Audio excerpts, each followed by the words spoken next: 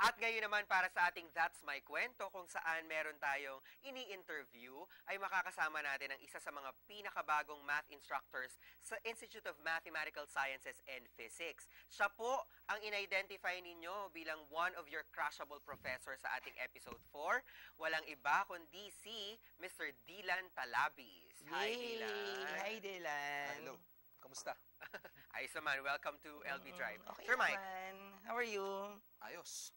I'm so happy talaga na you are here. Huwag kang kabahan, sir. Lagi lang naman ako nandito para sa'yo. Huwag mo yan kakalimutan. Okay. Yes. So anyway, kasi sir, di ba, we were talking, nag-choke ako tuloy. Oo. We were talking about math and sciences here in Yes. UPLB. Ako, ito, unang tanong ko to kay Sir sige, Dylan. go. Sa dinami-dami ng mga courses, di ba, na Bakit? pwedeng pagpilian, why math? Eh, di ba, isa yun sa mga parang iniisip na very, very hard, ganyan, very Kinakatakutan. difficult. Why math ang pinili mo? Kasi unang-una na, sapol pagkabata, mahilig na talaga akong sa mathematics. Pareho pala tayo. Bakit? Anong nahiligan mo Oo. sa math? Ewan, kasi magaling ako sa math eh. Wow, yun, no? Ikaw na. Okay. Hindi, So, ano pero- mga parang mga kinakount-count mo nun, sir? Yung mga, Beats, yung mga toys, buhangin. gano'n, yung mga holen, gano'n. Siyempre.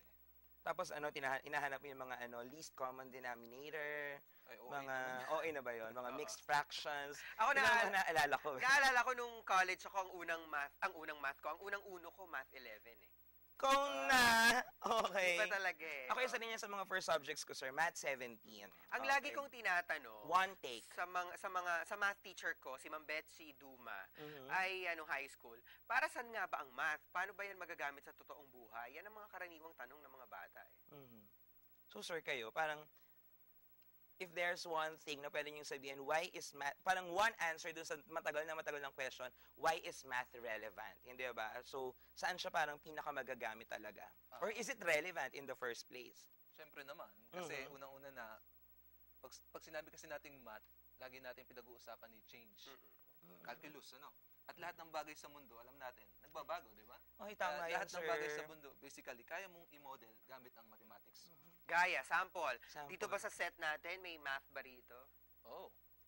Yung Tulad na. Distance between two people, perhaps. Oo nga. Parang ito masyadong mga, basic yun. mga 7 centimeters. Kasi applied math siya eh. O ano pa bang mga pwede natin i-apply? Parang let's count how many circles, hindi ba? Yung mga nandito sa ano natin. Sobrang Okay, or basic. parang mga mas malapit na distance na ganyan, hindi ba? So, anyway, so dahil nga it's everywhere. Okay, pero why do you think parang madami sa mga students natin dito sa LB, isa to sa mga pinakakinakatakutang mga subjects? Ano ba yan? Problema na ba Bakit yan? takot sila sa math? Oo nga. Ba't may ganong Bakit kami takot sa math? Bakit sila takot sa math? Ba't si Mia takot sa math? Correct. Okay, mamaya malalaman natin din. Tinatanong niyo po ako. Oo. Ay, So, hindi yung couch. Salamat. Sir, talaga nakakatawa ka. You're so funny. Ang guest talaga namin ay yung Oo bamboo, nga eh. Grabe ka talaga, sir. Bakit sila takot sa math? Mm-mm. Bakit What's na- in math? Is it Bakit the ako course? tinatanong? Is it the teacher? Pero ikaw, never kang natakot sa math? Because you love it. Oo, hindi naman. Pero tingin nyo, ano yung parang... Ang natakot pala ako, depende sa teacher. Feeling Uy, ko baka depende sa teacher din. Sino bang kinakatakutan ng mga teacher dyan? Naku, sa bagay, hindi naman nag-YouTube si Sarah. Oo. I-share na lang namin mismo sa kanya. Tatag na lang namin. Si Sir, so lalaki. Sino? Sir. Marami nakakatakot sa math na teacher. Terror kasi. Pero, Oh, ayos terror talaga. Terror Hindi. dahil sa heat. Nung undergrad siya, sir, sino ang kinatakutan niya sa mga math professors? Ay, correct. Nandyan si yung kilala dito, si Doc R. Doc R. R. Sino yun? Ano Dr. ibig sabihin? Ramos. Dr. Yeah. Siya yung nakakatakot. Pero ayos. Pero Close marami kami na yung ngayon. natututunan talaga. Marami natutunan. Maganda yung style niya sa pagtuturo. Mhm. Okay. Ano ba ang mga methods na ini-employ mo para maging fun and interesting ang math? Lalo na sa mga bata o sa mga kabataan. Hindi naman bata talaga kasi college na itinuturuan ni Dylan, no? Na college students. Na Actually, natatakot sobrang sa math. okay na si Sir tanungin natin kasi 'di ba parang when you were in your undergrad years pa, ano yung mga ginagawa mo para maging mas madali ang pag-aaral? Para mga tips dun sa mga viewers natin, Correct. sir. Kasi pag nasa classroom ako nung undergrad, hindi na ako nag-iisip, yung focus na talaga ako dun sa teacher ko. Hindi na ako nag-iisip na ibang bagay. Para in case, hindi man ako makapag-aral, natatandaan ko yung mga tinuro sa akin. Ganun So, naman ang talagang- mati. Basta alam mo yung basic, kaya mo nang i-apply yan. Paano ba yan tinuturo? Kasi may mga activities pa. Si Ma'am Aleli Domingo, ang dami niyang mga activities na pinaggagawa sa May klase. mga gimmicks talaga, sir. Diba? ano? Ikaw, ano ang gimmicks mo sa klase? Yung si Ma'am Al, yun isa sa mga idol ko sa pagtuturo. Si Ma'am Al, kadalasan, ginagaya ko din, ano? Kumakanta ka rin, sir. Ganun. Kumakanta si ma'am lagi. Oo, singer yun Singer pala si Ma'am. Hindi naman ako nakanta. Sintonado. Ako yung sintonado, hindi si Ma'am. Ginagaya ko siya more on magsisimula dapat sa application para mas ma-appreciate nung mga estudyante ang math bago nila gawin. Okay. Di ba ganun naman tayo? Kailangan muna makita natin yung importansya na isang bagay bago natin gawin niyon para meron silang motivation.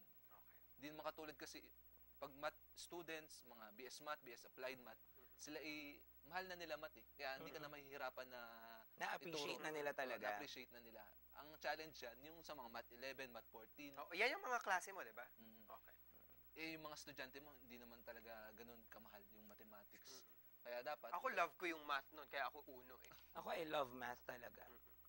I love math, I love the subject, I love my teachers, hindi ba? So, si Sa Sir, math? sa math, okay. So, Sa ang math, model ano ni pa Sir, ang mahal mo sa math, Sir hanapin mo ang application sa buhay mo, hindi ba? Parang i-realize mo na math is important, I love mathematics, and then you focus Okay. dun sa teacher. Feeling ko naman, kung estudyante ka ni Sir Dylan, hindi ka mahihirapang mag-focus. Hindi mo nga sinagot yung tanong Ay, ano ko. ba yung tanong mo? Sorry, nadidistract Ano kasi pa? ako sa ilaw. Grabe, ang dami nating lights ngayon. Iba ngayon ang set. Ibang liwanag ngayon ang nararamdaman ko. Ibang Ano ang to jump for joy ano pa nga ang eh. love mo sa math? Dito sa LB.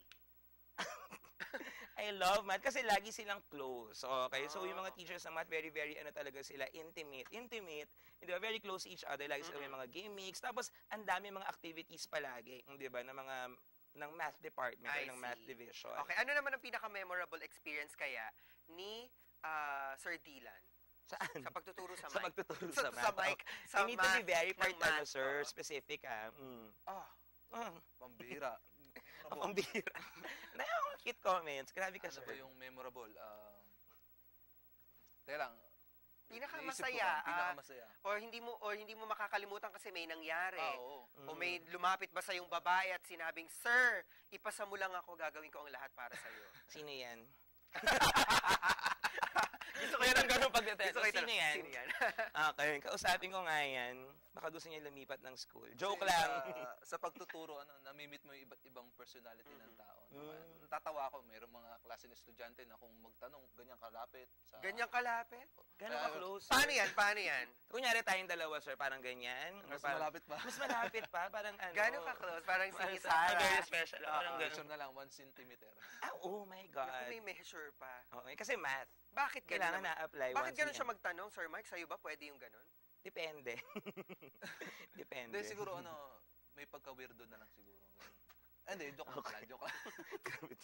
Nakakaloka ka, sir. Nakakatakot kasi. Yung mga estudyante. Minsan. Natatakot ka sa estudyante. Oo. May mga ganung magtanong. Actually, kailangan, yan, over the years naman, sir, hindi ba, matututunan natin how to relate, hindi ba, with Okay. this, iba't ibang mga uri ng mga estudyante. Mga tips mo para kay Mia na takot sa mathematics at hirap na matuto sa math. Si Mia talaga kasi ang pinakahirap sa kanila. Sa math kasi, I-direct mo, sir, Mia. Dito na lang sa Nasa camera. Kunyari, nandyan siya, sir. Mia is everywhere, sir. Siya ang Hindi, haligi. kunwari si Sir Mike si Mia. O, sabihin mo yan. Sige, sir. Kunyari, ako si Mia. Mia, Tingin ka naman sa akin, sir. Oh my God! Mia, nahihirapan ka daw sa math. Oo nga, sir, eh. Sobra. Hindi Kaya, ko na kaya. meron akong payo sa'yo. Ano yun, sir? Sir, ano yun? Ang math, pag sinasabi kasi natin math, tanda mo lang yung 3 P. Oo. P. Ano yung 3 P na yan? Bigla naman ako na-excite pag mga P minsan nakakaloka. Ano yung 3 P na yan? Unang P, dapat prepared ka. Mm. Handa ka sa mga lesson. Pangalawa, math is all about practice. No? Kaya Preparation naandyan and yung practice. mga textbook sa math, hindi para ibigay ng ng teacher sa mga estudyante. No? Dapat sagutan lahat ng estudyante yon. Para yung mga daily exercises Oo. na para lang tayo nagkikwentuhan sa Kunyari, park. bago ka matulog, magsagot ka muna. Pagkagising mo, magsagot ka ulit. Habang Parang napapractice wala mo. ka ng buhay kundi. Parang wala ka ng free time. Pero ganun daw talaga yun. At yung pangatlo, syempre, wag natin kakalimutan, mag-pray tayo. Okay. Diyos ko, nakakalma Ano, pala. i-wrap up mo nga, Okay, Mike. so need to, nakalimutan ko kaagad. Naku, ulitin mo yan, Sir We need Dylan. to prepare, we Okay. need to practice, and we need to pray, hindi ba? Okay. Or parang wish, hindi ba? Na Yes. maging maganda lagi ang ating performance. Grabe, ang dami natin natutunan kay Sir Dylan. Teka lang, ang nagturo pala sa akin ng Sino? si Sir Jonathan Mamplata, yung division head namin. Okay. si Hi, Sir Sir Jonathan. Si Sir Maraming yung may salamat. glasses, right? Oo. Okay. So, Yung magaling sumayaw. okay. Tawag doon. Nung Siya ba si Black ano? Hollies? Ng faculty Siya ba police. si Sir Chief daw? Ano ba yun? Di ko ba may na mga Sir Chief? maalala eh. Anyway, yan po ang usapan natin tungkol sa math, ha? Dami natin natutunan, sir. At kung paano nga Grabe. ba magiging light ang isang subject na kinakatakutan ng maraming estudyante. I love math na talaga. Feeling ko nga psychology wala yan. Kadiri. Math talaga, Oo, no? math talaga is the best course. Okay lang ba, sir, mag-sit in sa mga klase mo one of these days? Oh, siyempre, sir. Teach me, ha? O How to o count. kaya sir, mag-collaborate tayo ng mga research na Gusto yan. Math- Maganda yung collaboration. psychology sa math sa psychology. Ay, actually, may mga ganyan na mga studies before sila Sir Jomar tsaka Yan sila yung Ma'am fusion of Joyce. math and... Correct. So, parang yung next people, hindi ba, na magko-collaborate sa mga ganito. It's Dylan and Mike. Yes, at Yeah. habang ini-schedule po ni na Sir Dylan at Sir Mike ang kanilang fusion, Mag-usap na kami, sir. Kayo muna collaboration, dyan. oo, Sir, ay iko-close ko po muna ang segment na ito. Yan po ang That's My Kwento.